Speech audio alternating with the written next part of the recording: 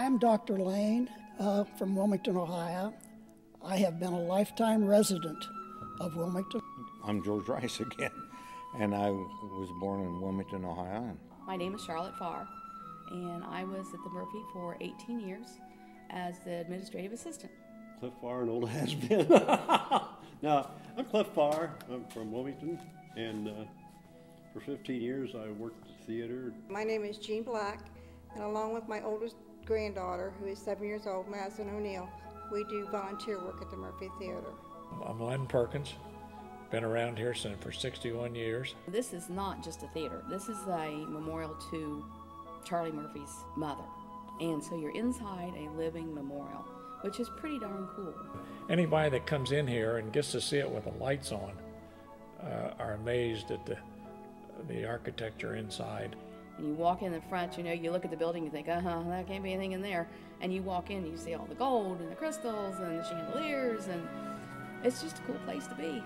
The Murphy mainly showed first-run movies. I can remember exactly in 1939 when my mother took me and my younger brother to see Gone with the Wind with Clark Gable, and I can remember sitting right there in the middle on a matinee in the afternoon. And bank night is when they would have drawings where the audience could win money. My twin sister and I were always called up on stage every Saturday night to draw out the $500 winning ticket. Well, one Saturday night when Mr. Reisinger came out on stage, he called the Wilson twins up on stage first. It just so happened to be our birthday. And he surprised us with birthday cakes, had the entire audience sing us happy birthday while we blew out our candles. That was the most embarrassing moment of our lives, but a memory that will last a lifetime. The minstrel shows were here, and there would be people around that would be end men, and they'd tell jokes back and forth. I happened to be in that minstrel show as an end man, and I'll never forget.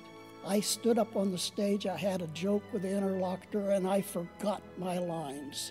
And I started ad-libbing and giving the interlocutor the Dickens, and the crowd went wild. This was the first time, matter of fact, we did the Elvis tribute. And I ran all the red, blues, and whites back here.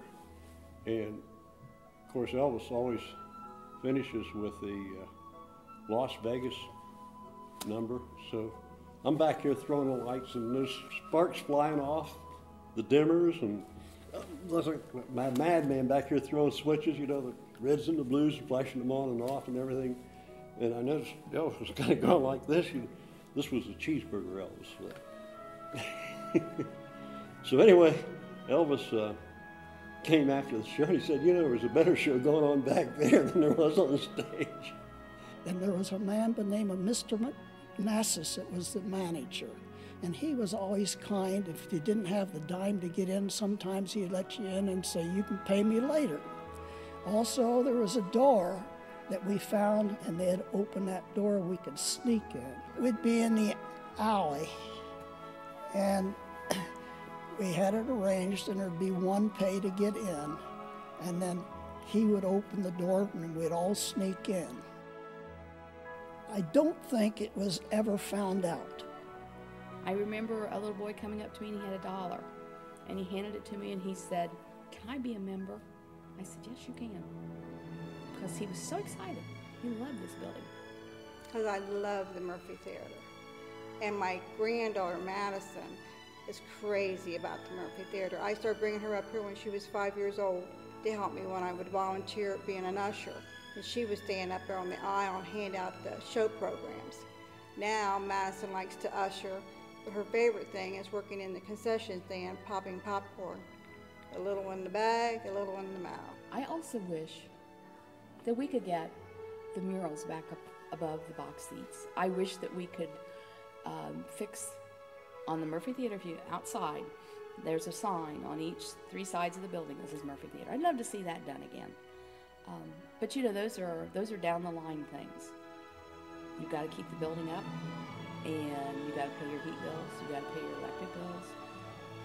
I'd like to see it prospers and some more entertainment here. This theater should be used more, as you know. But hopefully in the near future, we will start getting more activity out of it. Wilmington is someplace that we should be proud of, and the Murphy Theater is someplace that only Wilmington has, no one else has it, and the support for the theater should be great.